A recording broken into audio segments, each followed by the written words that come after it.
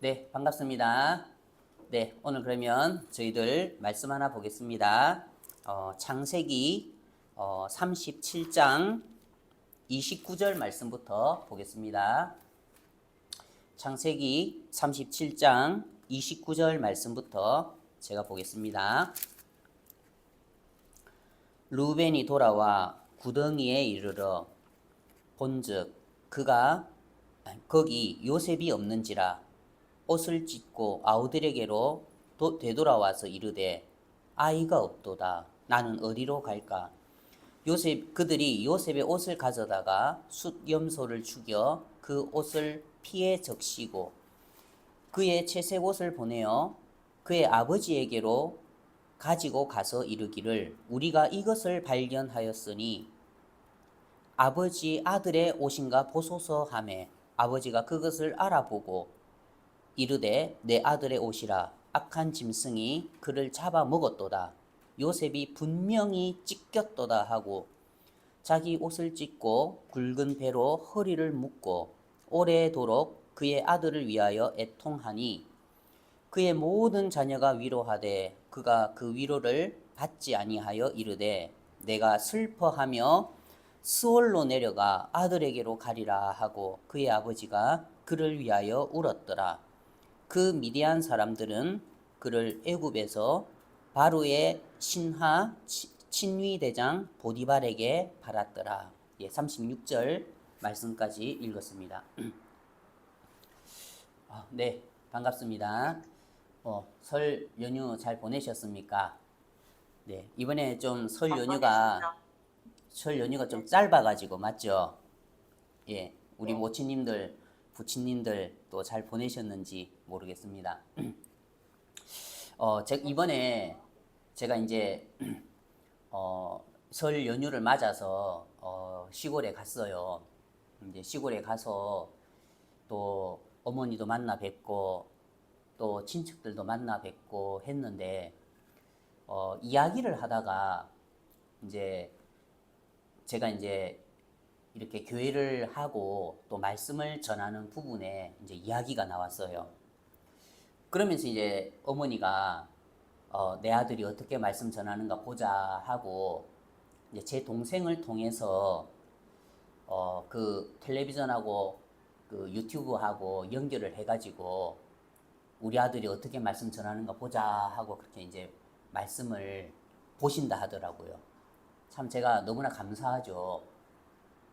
그러면서 이제 어머니가 뭐라냐면은 신아야, 니 뭐 웅변 대회 하나 그러더라고요. 그래서 제가 무슨 웅변 대회야? 그 이제 막 말씀을 전하면서 막 이제 안 그래도 목소리가 하이톤인데 막 감을 지르고 하니까 그래 이제 어머니가 꼭 웅변 대회 하나 하면서 그러시더라고요. 그래 말씀 전하는 저를 모르는데 이제 어머니가 보시기에 그랬던가 봐요. 그러면서 이제 어머니가 너를 말씀 전하는 너를 보면 야 너무 행복해 보인다는 거예요. 막 진짜 막 말씀 전하고 복음 전하는 제 모습을 화면을 통해 보면 막 행복해 죽어서 어쩔 줄 모른다는 거죠. 그러면서 어머니가 뭐라냐면은 그래 텔레비전을 보면 뭐 김창욱 씨나 그런 강연자들이 또 강연을 하고 대화를 하면 참 차분하게 그 이야기를 하는데 물론 이제 설교하고 강연은 다르지만 강연은 이제 대하듯이 하는 거잖아요. 그 설교는 이제 하나님의 말씀을 선포하는 거고 그러니까 좀 다르긴 다르지만 그래 좀 차분하게 좀 조용하게 좀 그렇게 해도 다 알아들으니까 좀 차분하게 좀 그렇게 해봐라 그러더라고요. 그래 제가 내가 목소리 그렇게 하이톤이었고 그렇게 참 내가 그렇게 혼자 흥분해가지고 혼자 좋아가지고 그렇게 말씀을 전했었나 하는 생각도 들고 그러면서 이제 어머니가 한 번씩 이제 제가 전하는 말씀을 들으면은 좀 불안하다는 거예요. 왜냐면은 저렇게 지만 좋아가지고 저렇게 행복해가지고 막 말씀을 막 그렇게 전하는데 제가 이제 막 그 모르는 사람들을 향해서 또 아직 구원받지 못한 사람들을 향해서 이 말씀을 꼭 알아야 되는데 이 복음을 꼭 알아야 되는데 어쨌거나 간절하게 전하고자 하는 마음이 막 전해진다는 거죠. 그런 이제 막 거기에 너무 취해서 말씀을 전하니까 어머니 마음에 아이고 저러다가 혹시 또 헛말이라도 툭 튀어나오는 거 아닌가 하면서 이제 어머니가 좀 불안하다는 거예요. 그래, 그래, 쫓아오는 사람 없으니까 좀 차분하게, 그렇게 좀, 말씀을 전하면 더 듣기 좋겠다 그러더라고요. 그래서 제가, 아우, 예, 알겠습니다, 어머니. 그러고 이제 있는데 이제 제 동생이 이제 옆에서, 그래, 형이 그렇게 이제, 차분하게 말씀을 전하면은, 차분하게 말씀을 전하면, 그래, 한 명이 전화 올 거를, 나중에 3명, 5명 전화 올 거라고 그러는 거예요. 그래, 우리가 이제 말씀을 전하고 생명을 전하는 사람들이다 보니까, 생명 앞에서는 꼬박 죽잖아요. 그래, 제가, 그래? 차분하게 말씀을 전하면은 더 듣기 편해서, 한 명이 전화 올게 3명이 전화 오고 5명이 전화 온다고? 그럼 한 분이 복음 듣고 구원받을 걸 3분이 복음 듣고 구원받고 또 5분이 복음 듣고 구원받을 수 있다고? 아이고야, 내가 이 말을 크게 들어야 되겠다. 그래, 설날에 그렇게 이제 어머니하고 제 동생하고 이야기를 나누면서 어째 이제 그래 이야기 방향이 이제 그렇게 흘러가가지고 그래 참 이제 그런 이야기들을 하나님이 듣게 하시더라고요. 그러면서 그래 이게 좀 차분하게 좀 얌전하게 좀 말씀을 전해야 되겠다. 뭐 잘 될지는 모르겠지만 아무튼 그런 마음이 들었습니다. 그래 제가 감사한 게 뭐였냐면 저희 어머니가 이제 연세가 70 중반이신데 지금까지 한밭식당으로 막 각각 지역으로 옮겨 다니시면서 공사 현장에 한밭식당에 그렇게 이제 일을 하시고 또 주방을 이제 박차고 그렇게 인부들 이제 밥을 해주고 그렇게 사셨거든요. 그런데 요즘 경기가 별로 안 좋고 건설 경기도 별로 안 좋다 보니까 어머니가 이제 집에서 지금 쉬고 계세요. 나이도 많고. 그러다 보니까 예전에 막 한밭식당에 그렇게 다니실 때는 시간이 없어서 막 말씀도 못 듣고 또 복음도 잘 못 듣고 하셨는데 이제 경기가 안 좋고 또 건설 경기도 별로 안 좋으니까 이제 집에만 있는 시간이 좀 많으시니까 이제 쉴 때도 되셨죠. 그래 제가 이제 제 동생한테 동생아 어머니 이 말씀 꼭 듣게 해줘 하면은 제 동생이 이제 유튜브 말씀하고 텔레비전하고 연결시켜서 말씀을 듣게 하면 이제 어머니가 여유가 있으니까 집에서 계속해서 말씀을 듣는다는 거예요. 그러면서 이제 어머니가 복음을 듣고 구원을 받으시고 마음에 이제 말씀이 차곡차곡 계속해서 이제 심어지는 거죠. 제가 참 그걸 생각할 때에 참 하나님께 너무나 감사한 거예요. 참 제가 이제 2003년도에 이제 교회에서 단기 선교를 갔어요. 교회에서 이제 중국에 단기 선교를 갔는데 그때 이제 상해 지역에서 제가 좀 지내면서 이제 성경을 봤는데 그때 이제 어떤 성경 말씀을 봤냐면은 자 마가복음 한 개 보겠습니다. 마가복음 10장 29절 마가복음 10장 29절 28절부터 읽어보겠습니다. 마가복음 베드로가 여짜와 이르되 보소서 우리가 모든 것을 버리고 주를 따랐나이다. 예수께서 이르시되 내가 진실로 너희에게 이르노니 나와 복음을 위하여 집이나 형제나 자매나 어머니나 아버지나 자식이나 전토를 벌인 자는 현세에 있어 집과 형제와 자매와 어머니와 자식과 전토를 100배나 받되 박해를 겸하여 받고 내세의 영생을 얻지 못할 자가 없느니라. 이제 하루는 단기 선교를 가서 이제 상해에서 제가 이제 성경을 보는데 이 말씀이 막 제 마음에 밀려 들어왔어요. 그러면서 이 말씀에서 예수께서 이르시되 내가 진실로 너희에게 이르노니 나와 복음을 위하여 집이나 형제나 자매나 어머니나 아버지나 자식이나 전토를 벌인 자는, 제가 이 말씀을 보고 너무나 깜짝 놀랐지요. 왜냐하면 저는 제가 예수님과 복음을 위하여 집이나 형제나 자매나 어머니나 아버지나 자식이나 전토를 버릴 마음이 없었어요. 저는 버린 적이 없어요.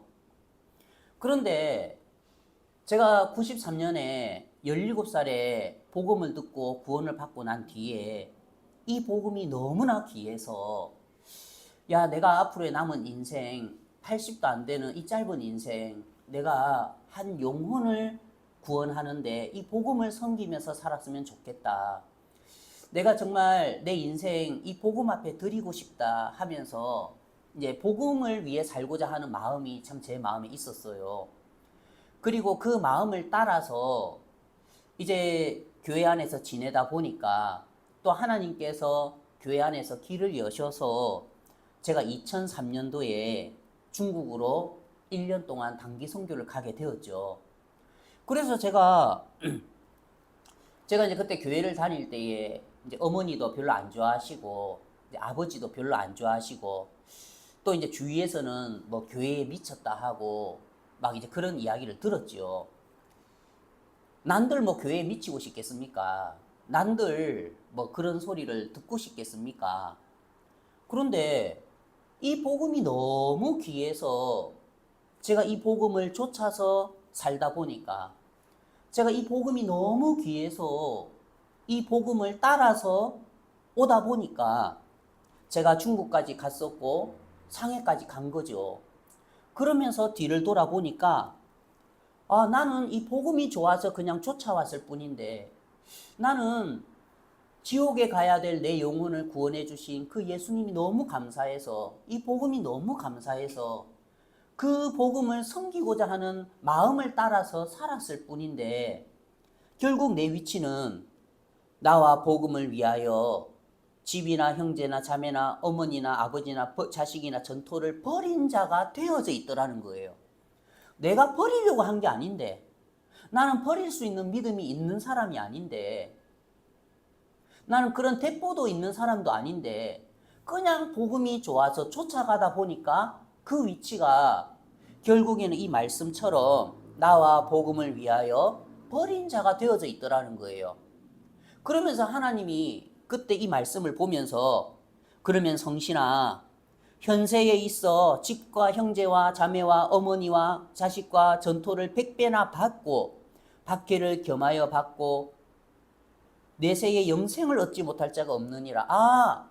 내가 복음을 좇아서 이 구원이 너무 감사해서 주님을 따르는 삶을 살다 보니까 나도 모르게 예수님과 복음을 위하여 버린 자가 되어졌는데, 그러면 하나님께서 이 약속대로 우리 어머니 하나님이 구원해 주시겠구나, 우리 아버지 하나님이 구원해 주시겠구나, 그런 마음이 제 마음에 막 밀려 들어오더라는 거예요. 너무나 평안했지요. 내가 말씀을 잡으려고, 내가 약속을 잡으려고 막 애를 쓰지 않았어요. 그냥 이 말씀이 내 마음에 밀려 들어왔어요. 그러면서 하나님이 이제 이 약속들을 하나하나 이루어가는 과정들을 제 인생 가운데 보여주셨거든요. 이제 제가 93년도에 구원을 받고 난 뒤에 94년도에 이제 저희 할머니가, 이제 제가 어머니하고 같이 마산에 사는데 저희 할머니가 이제 오셨어요. 그래서 제가 우리 할머니가 구원을 받았으면 좋겠다 해서 저희 할머니를 이제 교회에 모시고 갔지요. 그래서 이제 교회에서 이제 복음 상담을 하고, 이제 그 형제님께서 이제 저희 할머니를 그때 겨울 수양회에 초대를 했어요. 그 저희 할머니가 예 갈게요 하고 오셨는데 이제 겨울 수양에 참석할 때가 가까이 왔는데 저희 할머니가 돌연히 나 안 갈란다 그러는 거예요. 그래 항상 복음의 일을 하다 보면 이제 마귀도 일을 안 갈란다 그러는 거예요. 그래 제 마음에 아이고 우리 할머니 수양에 가셔야 되는데 가서 구원받으셔야 되는데 지금 연세도 많으신데 그래서 제가 이제 저희 할머니께 할머니 수양에 가셔야 돼요. 제가 이미 수양의 회비 내놓고 접수해 놨어요. 그래서 할머니 안 가시면은 제가 그거 못 받아요. 할머니 꼭 가셔야 돼요 하니까 뭐야 벌써 수양의 회비 내놨다고야. 가면 가야지. 그러면서 이제 저희 할머니가 수양의 회비 못 받는다 하니까 그게 아까워가지고 이제 수양회를 가신 거예요. 그래 이제 제가 이제 그 할머니를 이제 자매님들 계시는데 방에 맡겨놓고 저는 이제 4층에서 지내는데 제가 이제 일부러 이제 일주일 수양회 하는 기간 동안 할머니를 보러 안 갔어요. 왜냐면 괜히 저 보면은 막 내려간다고 할 것 같아가지고 그 수양회 안 내려간다고 할 것 같아가지고 제가 안 갔지요. 근데 한 3일째쯤 돼가지고 이제 복음반에서 복음 말씀이 전해지고 저는 이제 기도만 하고 있었는데 이제 저녁 예배 드리려고 앞에 딱 앉아 있으니까 이제 저희 할머니가 저를 찾아오셨더라고요. 그러면서 성신아 나 구원받았다. 나 죄사함 받았다. 그러는 거예요. 그래 제가 하나님 앞에 너무 감사한 거예요.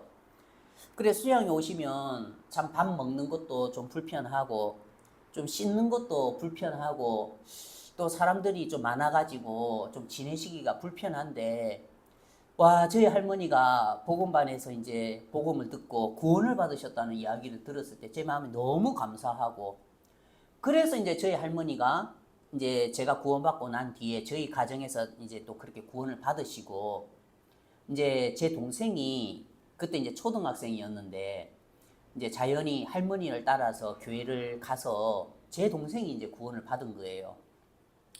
이제 문제는 이제 저희 아버지하고 저희 어머니가 남았는데 이제 제가 저희 아버지한테 아버지 우리 수양에 가요 하면은 교회 가요 하면은 자꾸 이제 아버지가 안 간다 하시는 거예요. 그러면서 이제 아버지가 나중에 네가 결혼해서 며느리가 와가지고 아버님 우리 수양에 한번 가요 하면은 그 며느리 따라서 가겠다는 거예요. 그 저는 또 믿었죠 그 말을. 그래가지고 이제 때가 돼서 제가 이제 결혼을 했는데 저희들이 이제 결혼을 해서 바로 이제 성교학교에 가서 훈련을 받고 또 바로 중국으로 갔기 때문에 이제 제 아내가 아버님 우리 수양에 가요 하면서 며느리가 이야기할 수 있는 기회가 없었어요. 그래가지고 이제 저희 아버지가 이제 교회도 안 다니시고 수양에도 한번 참석 못 하시고 계시다가 한번 이제 저희들이 중국에서 나와서 이제 제 아들을 데리고 수양회를 갔지요. 그래 아버지가 우리 한국 나왔다는 이야기를 듣고 얼마나 손주가 보고 싶겠습니까? 그런데 이제 우리가 수양회에 가 있으니까 제가 이제 아버지한테 아버지 지금 희주 데리고 수양회에 와 있는데 아버지 손자 보고 싶으면은 수양회 와서 보면은 더 많이 볼 수 있고 더 빨리 볼 수 있잖아요. 아버지 손주 보러 오세요 그랬어요. 그러니까 할머니 할아버지들은 손주라면은 또 죽잖아요. 그래가지고 아버지가 손주 보고 싶어가지고 이제 그렇게 수양회를 오신 거예요.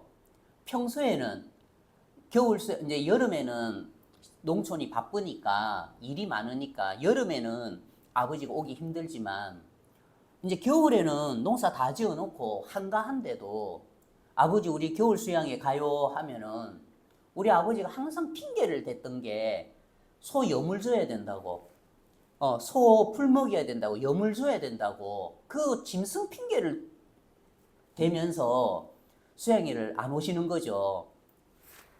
그래가지고 이제 계속 미루시다가 아버지 그 손자 보러 오세요 하니까 이제 제 할머니도 이제 그래 이번에 너 수양회 갔다 와라 내가 염을 줄게 내가 소 염을 주면 되지. 그래가지고 이제 아버지가 수양회를 오셨어요. 그래서 이제 아버지가 이제 제가 아버지를 모시고 같이 식사도 타다 드리고 이제 같이 밥도 먹고 이제 아버지하고 같이 복음반도 참석해서 말씀도 듣고 저녁 말씀도 듣고 사실 이제 그때가 제가 아버지하고 함께 지냈던 긴 시간들 중에 한 부분이었던 것 같아요. 사실 이제 제가 초등학교 4학년 때 겨울 방학 때에 이제 어머니를 따라서 마산으로 오다 보니까 사실 이제 아버지하고 쌓인 추억들이 많지가 않거든요. 이제 철 없을 때 초등학교 4학년 때까지 아버지하고 시골에서 지냈기 때문에.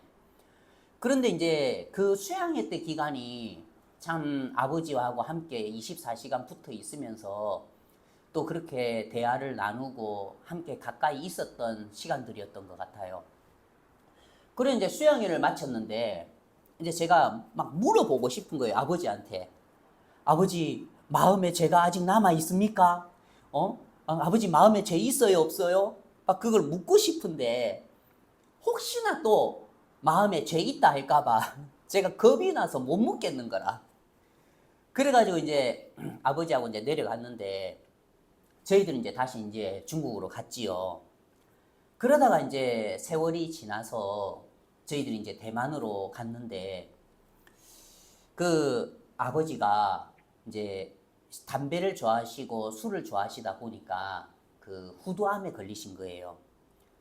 하루는 이제 제가 할머니하고 통화를 하는데 아버지 좀 바꿔주세요 하니까 아버지가 목이 아파서 말이 안 나와서 못 받는다 그러더라고요. 그래서 제가 좀 눈치가 있으면 좀 알아채야 되는데 그때 저는 아버지가 후두암인 줄 몰랐지요. 그냥 좀 목이 불편하신가 보다 하고 생각을 했는데 아버지가 이제 후두암이셨던 거예요. 또 이제 저희 어머니는 이제 저한테 이야기를 안 하셨어요. 왜냐면은 그 이야기하면 해외에서 살고 있는 큰아들이 또 자식들 데리고 비행기 타고 왔다 갔다 하면은 힘들 거라고 생각하셔서 저한테 이제 이야기를 안 하신 거예요. 아버지가 이제 암에 걸렸다는 이야기를. 그래 이제 있는데 하루는 이제 어머니가 전화가 오셔가지고 갑자기 아버지가 돌아가셨다 하는 거예요. 그래서 제가 이게 무슨 청천벼락입니까? 완전 날벼락인 거예요. 아버지가 돌아가셨다 하는 거예요. 그래 제가 그 이야기를 듣고 하염없이 막 눈물이 나는 거예요. 근데 이제 무엇보다도 제 마음에 가장 걱정이 되는 거는 야, 아버지가 진짜 구원을 받으셨을까? 아버지가 정말 이 복음을 듣고 죄 사함을 받으셨을까? 아버지가 지금 이제 죽음의 벽을 넘어서 심판대 앞에 하나님 앞에 가야 하는데 하나님의 심판대 앞에 아버지가 서야 하는데 아버지가 구원을 받으셨을까? 그게 이제 제 마음에 이제 가장 큰 근심인 거죠. 그러면서 이제 제가 제 아내하고 애들하고 이제 비행기표를 사서 대만에서 이제 한국으로 오는데 비행기 안에서도 그게 제 마음에 풀리지 않는 숙제였어요. 우리 아버지 그때 수양에 참석해서 구원 받으셨을까? 우리 아버지 구원 받으셨을까? 구원 안 받으시면 어떡하지? 막 비행기에서 막 제 마음이 그렇게 노심초사한 거죠. 그러면서 이제 저희 집이 강진이니까 이제 강진에 갔지요. 이제 제가 장남이다 보니까 장례 진행은 안 하고 이제 빈소를 차려놨더라고요. 그래서 제가 갔는데 제가 이제 강진교회 목사님한테 전화를 했어요. 그때 이제 김월주 목사님 계셨는데 목사님 저희 아버지가 돌아가셨다고 합니다 하니까 목사님도 놀라는 거예요. 왜? 아버지가 돌아가셨다고? 예 목사님 저희 아버지가 돌아가셨습니다. 제가 지금 이제 그 비행기표를 사서 한국으로 갈 건데 목사님 저희 아버지가 돌아가셨다고 합니다 하니까 그래 목사님이 그래 우리가 교회에서 장례 알아서 준비해 놓을 테니까 그래 걱정하지 말고 자네는 천천히 오게 그러더라고요. 그러니까 교회가 있는 게 너무 감사했죠. 그래서 이제 제가 비행기를 타고 갔는데 이제 저희 아버지 빈소에 가고 제가 이제 우리 아버지 그 시체가 있는데 제가 이제 저희 아버지 그 귀를 만졌어요. 또 발을 만지면서 그래 참 제가 이제 그 아버지를 그렇게 떠나 보내고 나오는데 목사님이 그러시더라고요. 목사님이 그 자네 아버지 구원 받으셨네. 예? 그래 목사님이 하시는 말씀이 뭐냐면 저희 아버지가 이제 후두암에 걸려서 계시는데 목사님 마음에 희한하게 계속해서 저희 집에 와서 우리 아버지에게 말씀을 나누고 복음을 전해주고 싶은 마음들이 계속 일어나더라는 거예요. 그래서 이제 연세가 많으신 그 목사님이 차를 몰고 이제 두유를 사서 이제 저희 시골집에 연달아서 두 번, 세 번을 오신 거예요.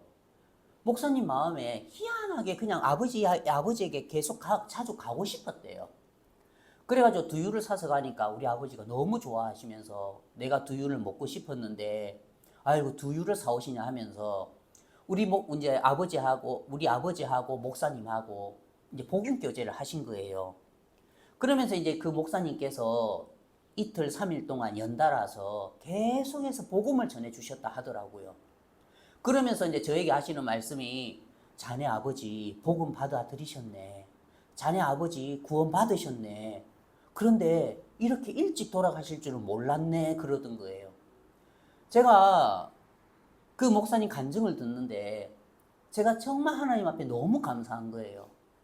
주님 너무나 고맙습니다. 정말 하나님께서 우리 아버지에게 은혜를 베풀어 주셨네요. 그 죽음 앞에 섰을 때에 정말 한평생 그렇게 복음과 상관없이 주님과 상관없이 사셨지만 그 죽음 앞에 섰을 때에 예수님께서 그분의 죄를 짊어지고 십자가에 못 박혀 돌아가셔서 우리의 모든 죄를 다 사해 놓으셨다는 그 복음을 아버지가 받아들이시고 돌아가셨다는 이야기를 듣는데 그제야 제 마음이 감사함으로 가득 차는 거죠. 하나님 너무 고맙습니다. 그 뒤에 이제 저희 할머니가 이제 아버지가 돌아가신 것에 대해서 충격을 먹으셔가지고 한 달 정도 더 지내시다가 이제 저희 할머니가 돌아가신 거예요. 그 이제 저희 어머니 입장에서는 이제 거의 뭐 한 달 간격으로 출초상이 난 거죠.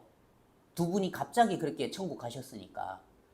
그러면서 이제 저는 해외에 있으니까 장례 일을 잘 주관하지 못하고 저희 어머니가 아버지 장례를 주관하시고 또 그 할머니 장례를 주관하시면서 마음에 많이 힘드시고 피곤하신 거예요. 그러면서 이제 교회가 또 옆에서 도우니까 어머니가 이제 김월주 목사님이 연세가 있으시니까 어머니가 또 이제 김월주 목사님하고 상담을 하면서 목사님 너무 피곤합니다. 너무 힘듭니다. 이제 좀 쉬고 싶습니다. 하면서 이제 하나님께서 그 일을 통해서 또 어머니 마음에 막 많은 힘들을 빼신 거예요.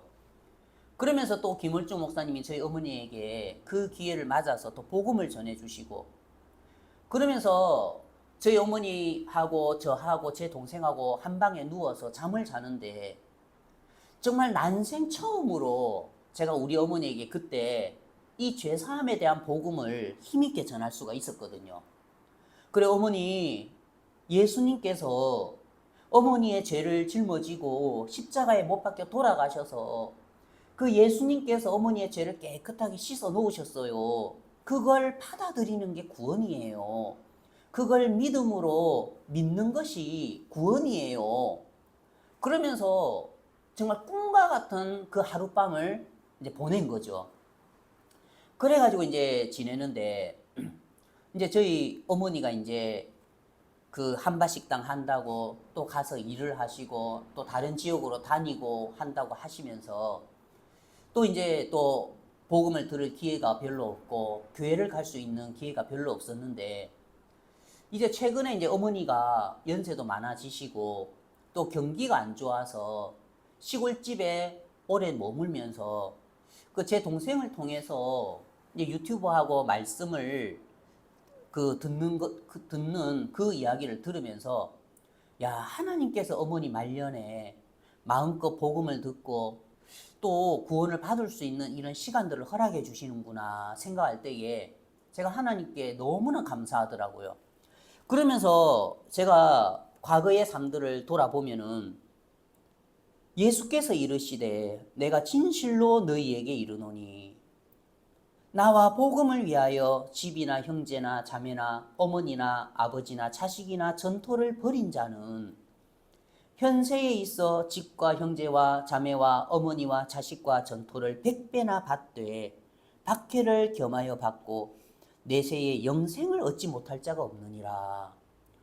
제가 이제 제 인생을 되돌아보면 하나님께서 일방적으로 이렇게 약속을 주시고 또 약속을 주신 그 하나님께서 내 인생의 걸음걸음마다 이 약속을 이루어 주셔서 저희 할머니가 구원을 받으시고 제 동생이 구원을 받고 저희 아버지가 죽음 직전에 구원을 받아 천국 가시고 또 저희 어머니가 이 복음을 듣고 구원을 받았구나. 저는 정말 다른 사람은 다 구원받아도 우리 어머니는 구원 못 받을 거라고 생각을 했어요. 왜냐하면 너무 강직하신 분이고 제가 이제 우리 어머니한테도 한 번씩 그래요. 어머니는 남자로 태어났으면은 진짜 어머니 한몫했겠습니다. 어머니 만약에 남자로 태어났으면은 그러니까 정치했으면은 진짜 쥐고 흔들었을 사람입니다. 그만큼 강직하신 분이거든요. 근데 하나님의 말씀 앞에서는 하나님의 약속은 그런 강직한 어머니의 인생도 이끄셔서 결국에는 의로운 위치에 영원한 위치에 하나님이 세우시더라고요. 결국에는 그런 어머니도 하나님이 약속대로 일해 주셔서 복음을 듣고 구원을 받게 하시더라는 거예요. 오늘 여기에 보면 베드로가 여짜와 이르되 보소서 우리가 모든 것을 버리고 주를 따랐나이다. 이제 베드로의 이 말 때문에 우리가 이제 신앙이 힘들어지는 거예요. 왜냐하면 이 베드로가 지금 착각을 하는 거죠. 뭐라냐면 보소서 우리가 모든 것을 버리고 주를 따랐나이다. 베드로의 마음에 이 마음이 있는 거죠. 이건 사실 잘못된 마음이죠.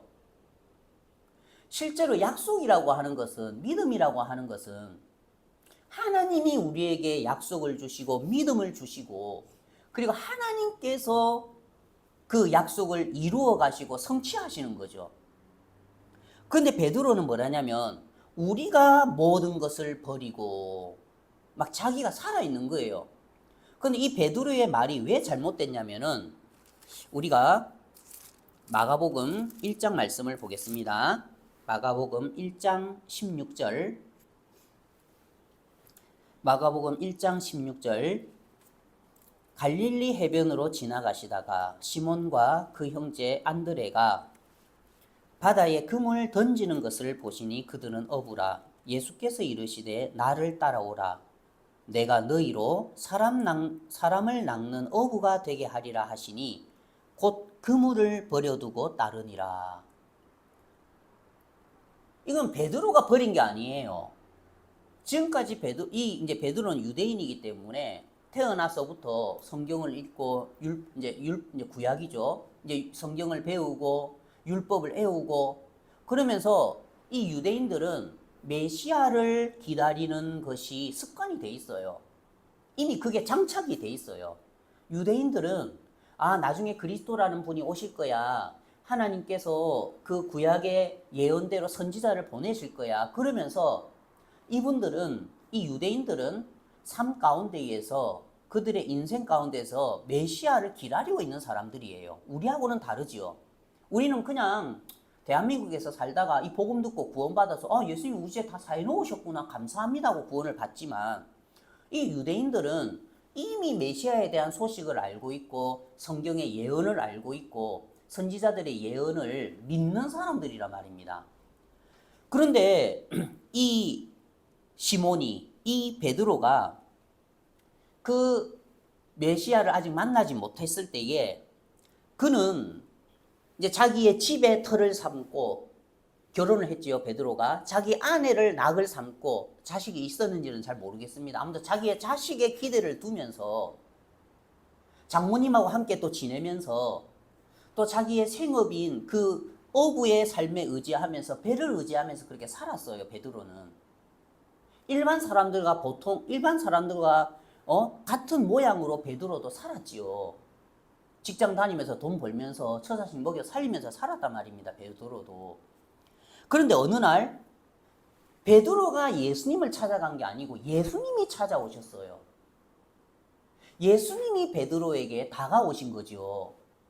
그러면서 뭐라냐면은, 나를 따라오라, 내가 너희로 사람 낚는 어부가 되게 하리라 하면서 일방적으로 하나님의 약속이 베드로의 인생에 끼어들기 시작한 거예요. 예수님께서 안 찾아오셨다면 베드로는 그냥 자식들하고 장모님하고 처하고 집 넓혀가면서 배를 의지해서 열심히 어부 일을 하고 고기를 낚아서 그거 팔아가지고 먹고 살면서 이 땅에서 집을 넓히면서 좋은 차를 타면서 그렇게 이 세상에 뿌리를 두고 살 사람이었는데, 예수님이 이 베드로를 찾아오신 거예요. 하나님의 약속이 이 베드로의 인생에 끼어들었다는 거죠. 그러니까 이 베드로가 이 예수님을 만나니까 이 예수님이 너무나 큰 거예요. 이 예수님이 주신 약속이 너무 큰 거예요. 이 예수님이 주신 말씀이 이 베드로의 마음을 감동해서 이끌고 가니까 저절로 베드로는 그물을 버릴 수밖에 없었고, 마누라를 버릴 수밖에 없었고, 장모님과 집과 배를 버릴 수밖에 없었어요. 이건 베드로가 버린 게 아니고 하나님의 말씀이 그를 이끌어 가니까, 하나님의 말씀에 이끌려 가다 보니까 그물을 버려둔 자가 되었고, 마누라를 버린 자가 되었고, 자식을 버린 자가 되었고, 장모님을 버린 자가 되었고, 집을 버린 자가 되었고, 그물을 버린 자가 되었고, 배를 버린 자가 된 거예요. 베드로의 의지로 버린 게 아니고 그 약속이 베드로를 이끌고 가다 보니까 그 약속에 취해서, 예수님에게 취해서, 말씀에 취해서 그 길을 가다 보니까 이건 저절로 버려진 거지 베드로의 의지로 버린 게 아니라는 거죠. 19절에 조금 더 가시다가 세베대의 아들 야고보와 그 형제 요한을 보시니 그들도 배에 있어 그물을 깁는데 곧 부르시니 했어요. 곧 부르시니 그 아버지 세베대를 품꾼들과 함께 배에 버려두고 예수를 따라가니라. 이 세베대의 아들 야고보와 요한도 마찬가지예요. 결과는 아버지 세베대를 버려두고 품꾼을 버려두고 배를 버려뒀는데, 이들의 의지로 이것들을 버려두고 멀리한 게 아니고 주님의 부르심이 크다 보니까, 주님의 약속의 부르심이 크다 보니까, 주님의 말씀의 부르심이 크다 보니까 거기에 취해서 따라가다 보니까 자식이나 아버지나 어미나 전토를 버린 자가 되어져 있더라는 거예요. 그러면 신앙은 너무 쉬운 거예요. 말씀을 따라가다 보니까, 약속을 따라가다 보니까, 내 마음에 말씀이 채워지다 보니까, 내가 이미 육신에게서 떠난 자가 되어져 있었고, 내가 이미 그물을 버린 자가 되어 있었고, 내가 이미 자식이나 전토를 버린 자가 되어 있었구나. 그러면 신앙이 너무나 쉬운데, 베드로처럼 우리가 이 모든 것을 버리고 그러면 신앙은 어려워지는 거예요. 내가 복음을 위해서 이렇게 버렸어. 내가 이렇게 문제가 있어서 성경을 찾으면서 막 약속을 내가 붙잡으려고 한다는 거죠. 많은 사람들이 힘들고 어려우면은 성경을 뒤지면서 막 하나님의 약속을 자기가 붙잡으려고 노력하는 거예요. 그렇지만 약속이라고 하는 거는 내가 붙잡는 게 아니고, 하나님의 약속은 하나님께서 일방적으로 우리에게 주시는 거예요. 약속은 일방적으로 우리 마음속에 와서 하나님이 일방적으로 우리를 부르시는 거죠. 그러면서 일방적으로 우리를 끌고 가는 거예요, 약속이. 그러면서 뒤를 돌아보면은 약속을 주신 하나님께서 일방적으로 약속을 주신 하나님께서 일방적으로 내 인생 가운데 이 약속을 이루어 놓으셨구나. 그걸 발견하고 영광을 돌리는 거예요. 이게 바로 신앙이라는 거예요. 근데 종교는 내가 베드로처럼 우리가 주를 위하여 모든 것을 버려두고 내가 약속을 붙잡으려고 하고 내가 성경을 뒤져서 약속을 찾으려고 한다는 거죠. 그러면서 형편이 좋을 때는 하나님이 약속대로 일을 하시는가 보다. 하나님이 약속 이루어 주시려는가 보다. 그러다가 형편이 안 좋아지면 어떠죠? 하나님이 이 약속대로 일 안 하시네? 하나님 진짜 살아계신 거 맞아? 하나님 진짜 일하시는 거 맞아? 그러면서 하나님을 오해할 때가 있다는 거죠. 그렇지만 성경을 보면은 베드로가 그물을 버려둔 게 아니고 베드로를 하나님이 부르셔서 베드로를 따르게 하셨고, 그러면서 베드로의 인생 가운데에 그의 약속들을 이루어가는 일들을 하신 거죠. 우리가 데살로니가 전서 제가 이제 읽어볼게요. 데살로니가 전서 5장 24절에 이런 말씀이 있어요. 너희를 부르시는 이는 미쁘시니. 야고보를 부르시는 이는 미쁘시고 요한을 부르시는 이는 미쁘시고 베드로를 부르시는 이는 미쁘시니. 방금 불렀잖아요. 그물 깁는 것을 보고 계시면서 예수님이 부르셨잖아요. 그래서 그들이 자연적으로 아버지와 배를 버려두고 집을 버려두고 전토를 버려두고 예수님을 따른 거죠. 그들이 예수님을 따라서, 부르신 예수님을 따라서 가다 보니까, 어느 날 뒤를 돌아보니까 자기는 버린 자가 되어져 있더라는 거예요. 버리려고 노력하는 게 아니고. 그리고 뭐라 했냐면 너희를 부르시는 이는 미쁘시니. 그래, 너희를 부르시는 이는 하나님이셨어. 너희들에게 약속을 주신 이는 하나님이셨어. 너희들에게 말씀을 심으신 이는 하나님이셨어. 그러면 그가 또한 이루시리라. 그럼 그 말씀을 주신 하나님이 이루시고 그 약속을 주신 하나님이 이루신다는 거죠. 그래서 저도 제 인생을 되돌아보니까 하나님, 저와 정말 하나님 약속대로 나와 복음을 위하여 버린 자는 100배나 어때? 하나님, 저는 그냥 복음이 좋아서, 예수님이 좋아서, 이 구원이 감사해서 주님을 따랐을 뿐인데 이미 버린 자가 되어져 있었고, 또 그 약속을 따라서 살았을 때에 또한 그가 이루시리라. 하나님이 다 이루어 놓으셨네요. 그 약속대로 그 약속을 주신 하나님께서 또한 그 약속을 이루셨네요. 그러면서 하나님은 그 약속을 이루시는 그분을 우리 삶 가운데 보이시면서 그분이 영광을 받기를 바라신다는 거죠. 히브리서 12장 2절에 이런 말씀이 있어요. 히브리서 12장 2절에 어떤 말씀이 있냐면은 제가 한번 읽어드리겠습니다. 오늘 성경을 좀 찾기 때문에 여러분들이, 자, 제가 읽어볼게요. 히브리서 12장 2절에 제가 읽겠습니다. 믿음의 주요 또 온전하게 하시는 이인 예수를 바라보자. 이게 신앙인 거예요. 신앙이 뭐냐? 믿음의 주요, 믿음의 주인이라는 거예요. 그 믿음이라는 거는 주인이 있는 거예요. 우리가 주인이 아니에요. 내가 하나님 내가 믿고 싶습니다. 내가 약속을 믿습니다 해서 내 마음에 믿음이 만들어집니까? 아니잖아요. 형편이 오면 또 그 믿음 흔들리잖아요. 그래서 그 믿음은 누구에게 속한 거냐면은 나에게 속한 게 아니고 그 예수님에게 속했다는 거예요. 그 믿음의 주인은, 믿음을 주고 뺏는 분은 예수님이라는 거죠. 그래서 그 믿음의 주요, 온전케 하시는 이인 예수를 바라보자. 그러면 누가 그 믿음의 주인 예수님을 바라보죠? 나는 믿고 싶어도 믿을 수 없는 사람이구나. 나에게는 믿음이 없는 사람이구나. 내가 믿는다고 애를 써도 나는 믿을 수 없는 사람이구나. 내 근본 자체가 불신이구나. 내 근본 자체가 육신이구나. 나에게서는 가라지와 엉겅퀴밖에 나올 수 없구나. 그걸 발견하는 사람이 그러면 이 믿음이 도대체 어디서 나오나? 아, 말씀에서 나오는 거구나. 아, 이 믿음의 주인은 예수님이구나 하면서 그 믿음을 쥐고 계시는 예수님을 바라봤을 때에 그 예수님께서 믿음을 주신다는 거예요. 마찬가지로 약속도 그렇다는 거죠. 약속의 주인이시오.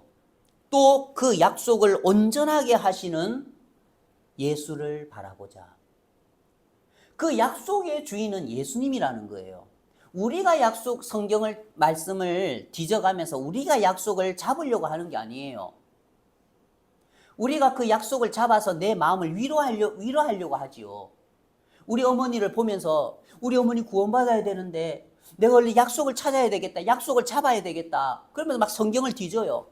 그러면서 이 약속대로 일할 거야. 그러면 억지로 내 마음하고 약속을 끼워 맞추는 거예요. 그래서 우리 어머니의 차도가 좋아지면은 하나님이 약속대로 일을 하시는가 보다. 근데 어머니 차도가 안 좋아지면은 하나님 일 안 하시네? 하나님 진짜 약속하시는 거 맞아? 진짜 하나님 살아계시는 거 맞아? 그러면서 믿음의 근간 자체가 흔들리는 거예요. 그건 잘못된 믿음이죠. 믿음의 주인도 예수님이고 그 믿음을 온전하게 이루시는 분도 예수님이고 약속의 주요, 그 약속을 주시는 분도 하나님이시고 그 약속을 온전히 이루시는 분, 그가 또한 이루시리라. 그 약속을 이루시는 분도 누구죠? 예수님이라는 거죠. 그래서 그 예수님을 바라보는 거죠. 그런데 우리는 내가 성경을 뒤져서 내가 약속을 붙잡으려고 하고 내 마음하고 위로받고 싶으니까 내 마음이 위로받고 싶으니까 그 약속하고 억지로 끼워 맞춰가지고 그 약속의 위로를 받으려고 하고 그 약속을 내가 잡으려고 하고 형편이 그것도 어떻게 합니까? 베드로처럼 자기가 약속을 이루려고 하는 거예요. 그래 내가 모든 것을 다 버려두고 주를 쫓았어. 사실은요 부르시는 그분이 그를 불렀지요. 언제 베드로가 지가 버리고 쫓았습니까? 겉모습을 보면 자기가 버리고 쫓은 것 같지만 사실은 그 마음에 밀려 들어온 약속이 커서 그 약속이 베드로를 끌고 갔고 뒤를 돌아보니까 그는 이미 버린 자가 되어져 있어. 자연스러운 거죠. 어려운 게 아니었던 거죠. 버리려고 하면 얼마나 어렵습니까? 근데 저절로 버려진 거예요. 왜요? 더 큰 기쁨, 더 큰 약속이 내 마음에 들어와서 나를 이끌고 갔기 때문에. 마찬가지로 그러면 그 약속을 이루실 분, 그 약속을 온전하게 하시는 이인 예수를 바라보자. 그 약속을 이루시고 온전하게 하시는 분, 그가 또한 이루시리라. 만약에 안 이루어지면 누구 책임이죠? 그 약속을 주신 하나님 책임이죠. 내 책임 없어요. 내가 너로 사람 낚는 어부가 되게 하리라. 그럼 그 약속을 주신 분이 하나님이셔서 그분이 내 본토 친척 아비 집을 떠나게 하셨다면은 내가 죽어서라도 그 약속을 이루시는 분은 하나님인 거죠. 그 약속을 못 이뤘다면은 그건 내 책임이 아니고 하나님의 책임이라는 거예요. 그렇듯이 하나님께서 예수님을 이 땅에 보내셨어요. 왜요? 죄의 담당자로, 우리의 죄에 대한 책임자로 하나님이 예수님을 보내셨죠. 그런데 그래서 예수님은 그 하나님의 뜻을 행하러 오셨고 그 하나님의 뜻은 아들을 보고 믿는 자마다 영생을 얻는 거기 때문에 그 예수님께서 우리의 모든 죄를 짊어지고 세상의 죄를 짊어지고 십자가에 못 박혀 돌아가셨고 예수님이 십자가에 못 박혀서 흘리신 피로 우리의 모든 죄를 용서하셨고 도말하셨고 깨끗하게 사해 놓으셨고 예수님은 십자가에서 다 이루었다 하죠. 이 말씀처럼 그 약속을 온전하게 하셨어요. 십자가에서 온전하게 하셨고 또 십자가에서 그가 또한 이루시리라. 예수님을 통해서 우리의 죄를 완벽하게 책임을 져 놓으셨고 예수님이 우리의 죄를 완벽하게 담당을 하셨다는 거죠. 그러면 만약에 그래서 그 십자가를 바라보자. 우리의 죄를 완벽하게 사해 놓으신 그리고 예수님을 통해서 우리를 온전케 해 놓으신 그 십자가를 바라보자. 예수를 바라보자. 근데 만약에 우리의 죄가 정말 깨끗하게 사해져 있지 않다면은, 만약에 우리가 죄가 조금이라도 남아 있다면은 그건 누구 책임이죠? 그 예수님 책임인 거예요. 십자가 책임인 거예요. 그러면 예수님이 지옥 가야 돼요. 그러면 십자가 지옥에 내던져 버려야 돼요. 왜요? 아니, 예수님이 우리 죄의 담당자로 오셨잖아요. 왜요? 예수님이 우리 죄의 책임자로 이 세상에 오셨잖아요. 그래서 그분이 세상의 죄를 담당하셨잖아요. 근데 담당하신 그분이 그걸 이루지 못하셨다면은, 그걸 담당하신 그분이 그걸 온전하게 사하지 못하셨다면은, 예수님이 우리 죄를 위해 대신 십자가에 못 박혀 돌아가신 것처럼 죄가 남아있다면 예수님이 우리를 대신해서 지옥 가셔야 되는 거예요. 냉정하게 이야기를 하면은. 왜 그 죄를 내가 책임지려고 하죠? 왜 남아있는 죄를 내가 책임지려고 하죠? 우리는 죄의 담당자가 아니에요. 우리는 죄의 책임자가 아니에요. 이 세상에 하나님과 우리 사이의 중보자는, 책임자는 오직 예수님 뿐이라는 거예요. 많은 사람들이 사단에게 쏟고 있는 거죠. 그와 같이 베드로도 사단에게 쏟고 있는 거예요. 우리가 주를 위하여 모든 것을 버렸으니, 베드로야, 너 그거 가족과 우리가 가족을 버릴 만한 대포가 있습니까? 우리가 처자식을 버릴 만한 그런 대포가 있습니까? 언제 그게 가능하냐면 처자식보다도 더 귀하고 큰 예수 그리스도의 복음이 우리 마음속에 들어와야 그 복음을 따라서 사는 동안 저절로 버린 삶이 사라진다는 거예요. 오늘 제가 이 창세기 말씀을 보면서 이 창세기 말씀도 그와 같다는 거죠. 자, 오늘 이 야곱을 보면 야곱이 처음 이 요셉의 꿈에 대한 이야기를 들었을 때에 창세기 37장 11절에 뭐라고 했냐면, 그의 형들은 시기하되 그의 아버지는 그 말을 간직해 두었더라. 아버지가 요셉의 꿈에 대한 이야기를 들었을 때에 그 꿈을 그냥 흘려보낸 게 아니었어요. 아, 그래? 희한한 꿈이다. 11볕단이 요셉에게 절하고 해와 달과 11별이 요셉에게 절을 한다고 희한한 꿈이네. 그 생각을 했어요. 이거는 이제 하나님이 요셉에게 주신 약속이죠. 솔직히 말해서 요셉요, 이 약속 없어도 잘 먹고 잘 살아요. 이 약속 없어도 그 11형들처럼 기근 만나기 전까지 목축업 하면서 잘 먹고 잘 입고 잘 살 수 있는 거예요. 그런데 어느 날 요셉의 인생 가운데에 이 약속이 끼어든 거예요. 요셉이 뭐 그 꿈을 꾸고 싶어서 꿨겠습니까? 하나님이 일방적으로 요셉에게 그 꿈을 꾸게 하신 거예요. 하나님이 일방적으로 아브라함의 인생 가운데 들어오신 거고, 하나님이 일방적으로 베드로를 부르신 거예요. 일방적으로 들어오신 거란 말입니다. 약속과 말씀은 이와 같은 거예요. 우리도 영혼에 대해서 관심 없이, 영생에 대해서 관심 없이 살았을 때에 하나님께서 일방적으로 복음으로 우리를 찾아오신 거죠. 요셉이 살고 있는데 일방적으로 요셉이 꿈을 꿨어요. 일방적으로 요셉의 인생 가운데 이 약속이 찾아온 거죠. 그래, 야곱도 그 꿈을 기이 여기면서 그 말을 간직해 뒀는데, 근데 나중에 보면은 31절에 그들이 요셉의 옷을 가져다가 수염소를 죽여 그 옷을 피에 적시고 그의 채색 옷을 보내어 그의 아버지에게로 가지고 가서 이르기를, 우리가 이것을 발견하였으니 아버지 아들의 옷인가 보소서 하매, 아버지가 그것을 알아보고 이르되 내 아들의 옷이라 악한 짐승이 그를 잡아 먹었도다. 요셉이 분명히 찢겼도다 하고 자기 옷을 찢고 굵은 배로 허리를 묶고 오래도록 그 아들을 위하여 애통하니.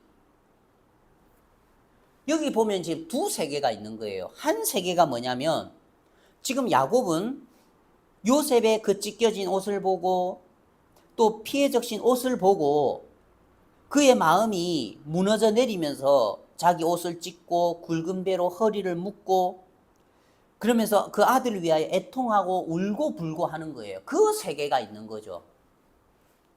그런데 한 세계는 뭐냐면 36절에 그 미디안 사람들은 그를 애굽에서 바로의 신하 치위 대장 보디발에게 팔았더라. 지금 한 세계는 뭐냐면 약속의 세계는 뭐냐면 그 요셉이 애굽에서 바로의 신하 치위 대장 보디발에게 팔리는 그 삶이 있고 또 39절 1절에 요셉이 이끌려 애굽에 내려가매 요셉이 이끌려 애굽에 내려가매 이 세계가 있는 거예요. 그러니까 지금 하나님이 일방적으로 요셉에게 약속을 주셨고 하나님이 일방적으로 그 약속으로 요셉의 인생 가운데에 간섭하시면서 끼어들으셔서 그 요셉을 약속이 그 요셉을 이끌어 요셉이 그 약속에 이끌려 애굽에 내려가며 하는 이 세계가 있다는 거죠. 이거는 요셉의 의지와는 상관없는 거예요. 그의 인생 가운데 일방적으로 약속이 들어오셨고 그의 인생 가운데 일방적으로 그 약속이 간섭하시면서 그 약속이 애굽으로 이 요셉을 이끌어 가는 거예요. 뭐가 이끌어 가죠? 약속이. 그러다 보니까 이 요셉이 뒤를 돌아보니까 어느덧 자기 아버지가 멀어져 있고 자기 형들도 멀어져 있고 자기 동생도 멀어져 있고 자기 집도 멀어져 있고 이제 이런 삶을 산다는 거죠. 우리가 왜 지금 야곱이 자기 옷을 찢고 굵은 배로 허리를 묶고 오래도록 그의 아들을 위하여 애통하는 이 세계 속에 머물러 있습니까? 이게 이제 우리 인간이라는 거죠. 내가 약속을 받았을 때에 내가 약속을 붙잡으려고 했을 때에 그 피에 적셔진 채색 옷을 보고 그 형편을 보고 그 모습을 보면은 내 마음은 무너져 내릴 수밖에 없어요. 이게 바로 내가 약속을 붙잡는 사람들의 삶이라는 거예요. 내가 약속을 붙잡게 되면은 그 약속대로 형편이 흘러가는 걸 봤을 때는 아 진짜 애굽 총리가 되려는가 보다. 아 진짜 다윗이 이스라엘의 왕이 되는가 보다. 내가 약속을 붙잡았을 때는 그렇다는 거죠. 그렇지만 이 하나님의 세계는 하나님이 약속을 주시고 그가 또한 이루시리라. 그 약속의 주인이 하나님이시고 그 약속을 온전하게 하시고 그 약속을 이루시는 분도 하나님이시기 때문에 우리는 그 약속에 붙잡혀서 그냥 이끌려 가는 거예요. 저는 이 말씀을 볼 때마다 너무 짜릿한 거예요. 꼭 이 야곱의 모습이 내 모습 같은 거예요. 아, 그렇지. 우리는 형편을 보고 매일매일 절망하면서 자기 옷을 찢고 굵은 배로 허리를 묶고 오래도록 그의 아들을 위하여 애통하고 이게 내 모습이구나. 예, 맞습니다, 하나님. 우리는 이런 인생들입니다. 내가 어려움이 있어서 성경 말씀을 뒤져가면서 억지로 내 마음하고 약속하고 끼워 맞춰가면서 하나님 이 약속 받았습니다. 하나님 약속대로 이루어 주세요. 얼마나 그런 기도를 많이 합니까? 하나님 내가 이 약속 받았습니다. 이 약속대로 이루어 주세요. 그래서 조금 이루어지면 과연 하나님은 상천하지의 하나님이시구나. 이 약속이 안 이루어지면은 진짜 하나님 살아 계시는가? 하나님 왜 이 약속대로 안 이루어 주셔? 그렇게 우리는 신앙을 하는 거죠. 그런데 하나님의 약속은 여전히 살아있어서 그 요셉을 여전히 이끌어가고 있고 형편이 어떻든지 간에 하나님은 야곱의 형편에 관심 없어요. 하나님은 야곱에게 관심 없어요. 야곱이 진짜 이 약속대로 이루어지는가 보다 하면서 춤을 추든 노래를 부르든 아니면 야곱이 아이고 이 피 묻은 채색 옷을 보니까 요셉이 죽었는가 보구나. 자기 옷을 찢고 자기 굵은 배로 허리를 묶고 오랫도록 그 아들을 위하여 애통하고 있어. 하나님 그 야곱에 관심 없어요. 야곱의 마음에서 요셉이 죽었고 야곱의 마음에서 약속이 죽였지. 하나님의 마음에서는 요셉 살아있고 약속 살아있어요. 야곱의 마음에서 그 약속이 지워진 거지. 하나님의 마음에는 약속이 지워진 적이 한 번도 없어요. 왜요? 그분은 미쁘신 분이기 때문에. 그분은 신실하신 분이기 때문에 너희를 부르시는 이는 미쁘시니 그가 또한 이루시리라. 약속을 주신 이는 미쁘시니 그가 또한 약속을 온전케 하시고 약속을 성취하시고 약속을 이루신다는 거죠. 누가요? 그분이. 저는 제가 제 인생을 돌아봤을 때 정말 하나님이 그 마가복음 10장 29절 말씀처럼 그 약속을 하나님께서 일방적으로 나에게 주셨고 하나님 또 형편과 상관없이 비록 시간은 좀 오래 걸렸지요. 시간은 좀 오래 걸렸지만 그 과정이 어떠했든지 간에 결국에는 하나님이 그 약속, 주신 약속을 온전하게 하셨고 또 그 주신 약속을 내 삶 가운데에 성취시켜 주시더라는 거예요. 우리가 이사야서 37장 말씀 보겠습니다. 이사야서 37장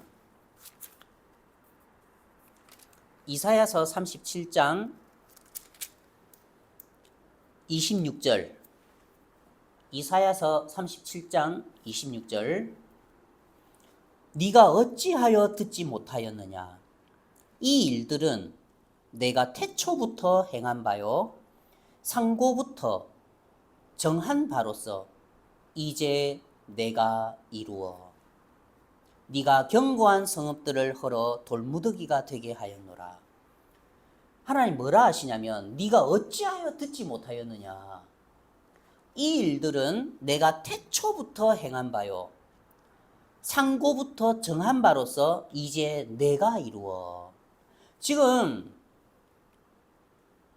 아수르의 왕 산헤립이 지금 유다를 멸망시키려고 왔지요. 그 시대 왕이 히스기야였는데 하나님 이 일을 두고 뭐라냐면은 히스기야야 두려워할 것 없다. 네가 어찌하여 듣지 못하였느냐. 이 일들은 내가 태초부터 행한 바요 상고부터 정한 바로서 이제 내가 이루어 네가 견고한 성읍들을 헐어 돌무더기가 되게 하였노라. 하나님 이렇게 말씀하신다는 거예요. 우리에게는 이게 갑작스럽게 일어난 일들 같지만 이게 갑작스럽게 나에게 이루어진 것 같지만 하나님의 약속은 내가 태초부터 행한 바요 상고부터 정한 거야. 내가 너에게 이 준 약속, 너의 인생 가운데 끼어든 이 약속은 내가 태초부터 행한 거고 상고부터 정한 거야. 이제 내가 이루어. 자, 31절에 보겠습니다. 37장 31절 유다 족속 중에 피하여 남은 자는 다시 아래로 뿌리를 받고 위로 열매를 맺으리니 이는 남은 자가 예루살렘에서 나오며 피하는 자가 시온산에서 나올 것임이라 만군의 여호와의 열심히 이를 이루시리라. 우리를 부르시는 이는 미쁘시니 만군의 여호와의 약속이 그 주신 약속을 이루시리라. 요셉의 삶에서도 그 약속을 주신 분은 하나님이었고 그리고 만군의 여호와의 열심히 요셉의 삶을 통해서 그 약속을 이루셨다는 거죠. 그렇듯이 우리를 향해서도 베드로를 부르시는 이는 하나님이셨고 또한 그 베드로를 통해서 사람을 낚는 어부가 되게 하리라는 그 약속을 이루시는 분도 여호와의 열심이라는 거예요. 제가 상해에 있을 때에 그 약속, 그 말씀을 보게 하신 분은 하나님이셨고 그 약속을 내 인생 가운데 허락하신 분도 하나님이셨고 또 내 삶의 과정 가운데에 시간의 과정 가운데에 그 약속을 이루시는 분도 여호와의 열심이었다는 거죠. 그래서 이 하나님의 세계는 하나님께서 약속을 일방적으로 주시고 또 우리의 모습이 어떻든지 간에 야곱이 지금 뭐 울고 불고 허리를 동이고 그렇게 죄를 무릅쓰고 옷을 찢고 하나님 그 관심 없어요. 그 과정에서는 수차례 그런 일들이 일어날 수 있지만 결과적으로는 그 약속을 주신 그 만군의 여호와께서 그분의 열심으로 그 약속을 온전하게 하시고 그 약속을 성취하시고 이루신다는 거죠. 이게 신앙의 세계고 이게 하나님의 약속의 세계라는 거예요. 하나님 뭐라고 하시냐면은 네가 어찌하여 듣지 못하였느냐. 십자가에서 예수님께서 우리 죄를 위하여 못 박혀 돌아가셔서 우리 죄를 씻는 이 일은 내가 태초부터 행한 바요 상고부터 정한 바로서 이제 내가 예수 그리스도를 보내어 이룰 거다. 만군의 여호와의 열심히 이를 이루실 거다. 이는 남은 자가 예루살렘에서 나오며 피하는 자가 시온산에서 나올 것임이라. 너희들의 눈에는 구원받을 사람이 없는 것처럼 보이고 이 복음을 받아들일 사람이 없는 것처럼 보이지만 남은 자가 예루살렘에서 나오며 피하는 자가 시온산에서 나올 건데 이 일을, 이 약속을 만군의 여호와의 열심히 이를 이루시리라. 그 하나님의 열심히 2000년 전에 예수님을 이 땅에 보내주셨고 그 하나님의 열심히 약속을 이루셔서 예수 그리스도께서 십자가에 못 박혀 돌아가신 그 보혈로 그 우리의 모든 죄를 다 씻어 주셨다는 거예요. 그 여호와의 열심히 일을 이루셨다는 거죠. 그러면서 너 왜 그 여호와의 열심을 바라보지 않느냐? 너 왜 그 십자가를 바라보지 않느냐? 어찌하여 듣지 못하였느냐? 어찌하여 십자가를 향해서 귀를 막고 듣지 않느냐? 어찌하여 십자가를 향해서 눈을 막고 보지 않느냐? 이 일은 너희의 죄를 사하는 이 일도 내가 태초부터 행한 바요 상고부터 정한 바로서 이제 내가 예수 그리스도를 보내서 이룰 거야. 이게 약속의 세계라는 거죠. 정말 너무나 감사한 게 뭐냐면 야곱은 자기의 세계 속에서 자기의 삶의 테두리 안에서 요셉이 죽었다고 생각을 하고 그 옷을 찢고 죄를 무릅쓰고 그 요셉을 위하여 막 그렇게 울고 있는 거예요. 근데 하나님은요, 그래 요셉아 너는 원래 그런 사람이야. 우리도 요셉 그 야곱처럼 내가 약속을 잡아가지고 내가 약속을 찾아내가지고 내가 억지로 지금의 내 형편 가운데 약속을 끼워 맞춰가지고 억지로 그 약속 가운데에 위로를 받으면서 살려고 할 때가 많다는 거죠. 많은 사람들이 그 선 안에서 살고 있는 거죠. 근데 하나님은 뭐라냐면은 부르시는 이는 미쁘시니 그가 또한 이루시리라. 우리가 모든 것을 버려두고 예수님을 쫓은 게 아니고 베드로야 너 지금 착각하고 있는 거야. 네가 버려둔 게 아니야. 네 인생 가운데에 너의 모든 소유보다 더 크신 예수님이 들어오셔서 그 예수님이 네 마음을 감동해서 너 복음 들을 때 감사했잖아.